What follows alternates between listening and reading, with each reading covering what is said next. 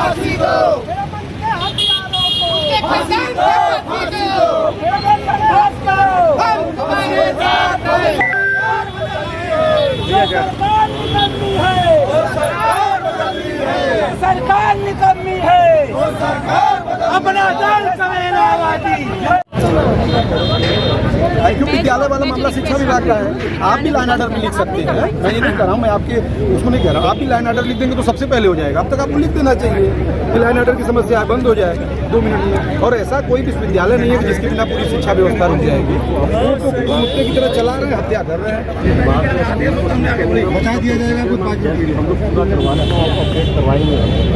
कितना जिस दिन उसी कैंपस में एक बच्चे की मर्डर हो जाता है, उस दिन भी वो स्कूल चल रहा है, not even a single minute of condolence, so inhuman.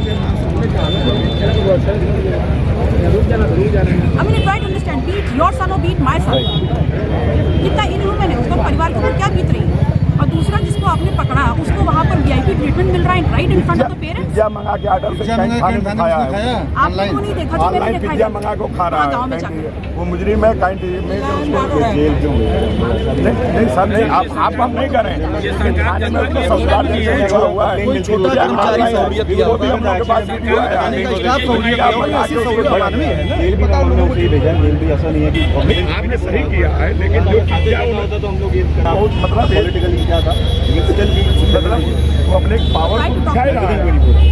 उसके आगे पुलिस पहुंची है।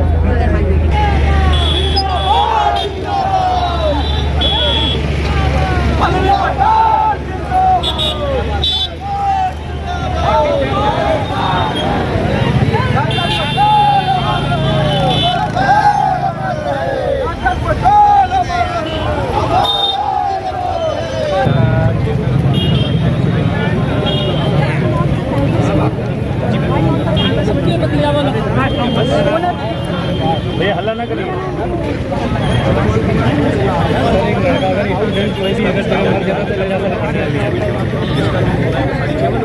देखिए, विरोध प्रदर्शन नहीं है। वाराणसी में जो आज से 4 दिन पहले एक 12वीं के छात्र हेमंत पटेल को उसी के विद्यालय परिसर में गोली मार के हत्या कर दी गई थी, उसी परिवार और उस व्यक्ति के लिए हम यहाँ पर न्याय की मांग करने आए हैं।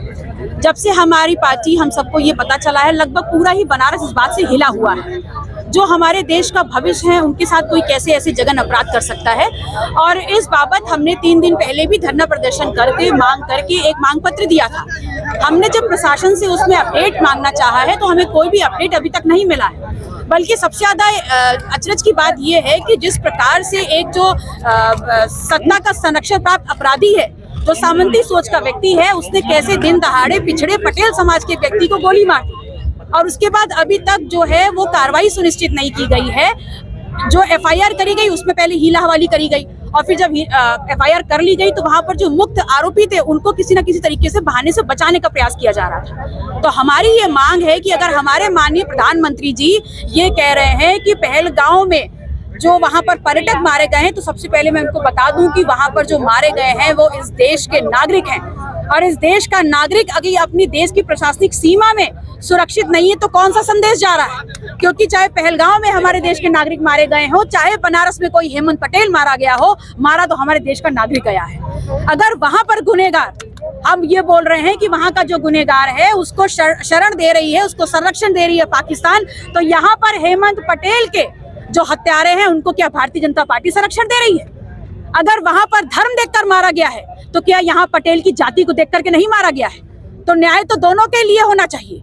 और आतंकवाद की श्रेणी में अगर पहलगांव का इंसिडेंट आता है तो आतंकवाद की श्रेणी में इस बनारस में दिन दहाड़े हेमंत पटेल को जो मारा गया है वो भी आतंकवाद की इसमें आता है।